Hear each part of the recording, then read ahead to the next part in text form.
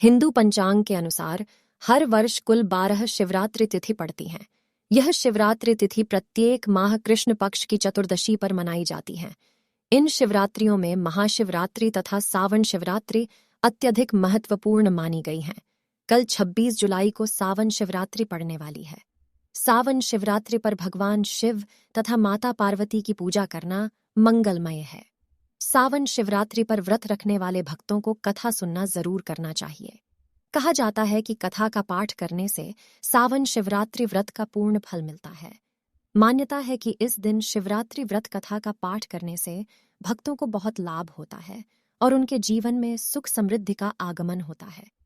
सावन शिवरात्रि व्रत कथा पौराणिक कथा के अनुसार वाराणसी के घने जंगल में गुरुद्रुह नाम का एक भील शिकारी अपने परिवार के साथ निवास करता था।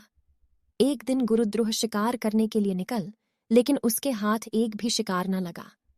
लंबे समय तक इंतजार करने के बाद वो जंगल में शिकार की तलाश करता हुआ वह एक बेल के पेड़ पर चढ़ गया।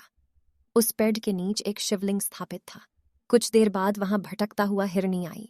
जैसे ही गुरुद्रुह ने हिरनी को देखा, उसने तीर धनुष तान लिया, लेकिन तीर हिरनी को लगता उससे पहले ही उसके पास रखा जल और पेड़ से बेलपत्र शिवलिंग पर गिर गए। ऐसे में गुरुद्रुह ने अनजाने में शिवरात्रि के पहले पहर की पूजा की।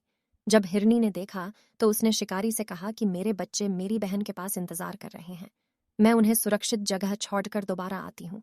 कुछ समय बाद हिरनी की बहन वहां से गुजरी और उस समय भी गुरुद्रुह ने अनजाने में महादेव की उसी प्रकार से दूसरे पहर की पूजा की। हिरनी की बहन ने भी वही दुहाई देते हुए वापस आने का वादा किया। दोनों हिरनियों को खोजता हुआ वहां तीसरे पहर में हिरण पहुंचा।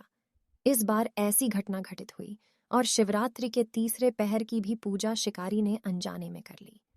हिरन ने भी बच्चों की दुहाई देते हुए कुछ समय बाद आने का वादा किया। 3 पहर बीतने के बाद तीनों हिरन हिरनी वादे के मुताबिक शिकारी के पास वापस लौट आए।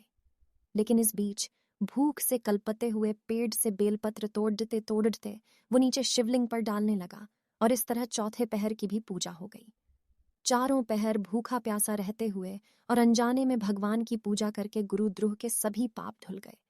तब भगवान शिव ने प्रत्यक्ष रूप से दर्शन देकर उन्हें आशीर्वाद दिया कि त्रेता युग में भगवान विष्णु के अवतार श्री राम उसके घर पधारेंगे और उसे मोक्ष की प्राप्ति हो जाएगी। इस प्रकार अनजाने में किए गए शिवरात्रि व्रत से भगवान शंकर ने शिकारी को मोक्ष प्रदान कर दिया। अगर आप भगवान शिव के सच्चे भक्त हो तो कमेंट में हर हर महादेव लिखकर जरूर जाए।